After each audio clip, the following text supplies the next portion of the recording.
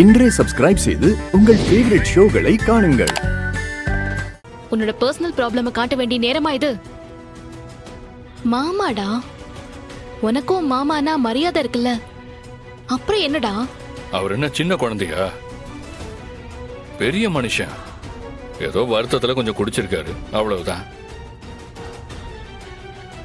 கோவத்துல எங்கேயாவது போயிருப்பார்ல, வந்துருவார். அதுதான்டா என்னோட பயமே. கோவத்துல போயிருந்தாருன்னா எப்போ நைட்டே வந்து வீட்டு வாசல்ல நின்னு சத்தம் போட்டிருப்பாரு. இல்லையா விடிஞ்சதும் நேரா வீட்டுக்கு வந்திருப்பாரு. ஆனா இது வரைக்கும் எங்க இருக்காருன்னே தெரியலையே. அதான் எனக்கு பயமா இருக்கு.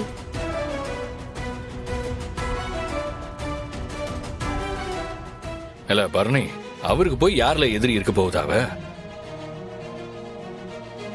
ஒரு நாளைக்கு லேட்டா வந்தா வருவார்ல. அவருக்குன்ட்டு எதிரி யார் இருக்காங்க? அப்பனை தவிர. அவரு போதையில போயிருக்காரு, உடம்பு சரியில்லாதவரு. எங்கேயாச்சும் விழுந்து கிழிந்து அடிக்கடி பட்டு மயக்கமாயிட்டாருன்னா அதுதான் பயமா இருக்கு.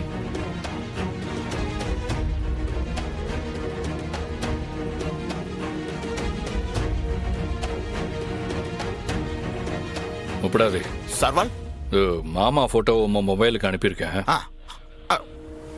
சுத்துப்பட்டு ஸ்டேஷன் எல்லாத்துக்கும் அனுப்பி வையும். சரிங்க சர்வால். பார்த்ததும் ஆள் அமுக்கு இங்க தகவல் கொடுக்க சொல்லும். சரிங்க சர்வால். ஸ்டேஷன்ல எஃப்ஐஆர் ரிப்போர்ட் கேட்டா நான் பர்சனலா சொன்னேன்னு சொல்லியா? என்னோட மாமனார்னு சொல்லும். அன்அபிஷியலா தேடணும்னு அழுத்தி சொல்லும். புரியுதா? சரிங்க சர்வால்.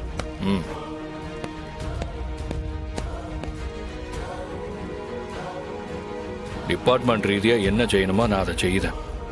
ஆனா அதுக்குள்ள மாமா வீட்டுக்கு வந்துட்டாருன்னா முதல்ல எனக்கு தான் தகவல் சொல்லணும்.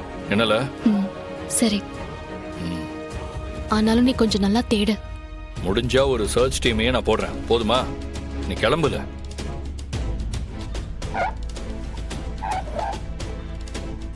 இல்லை டாக்டர், இந்த விஷயம்லாம் நம்மளோடவே இருக்கட்டும்.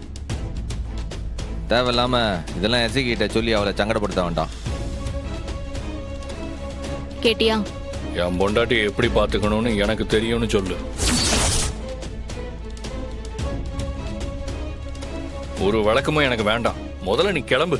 போல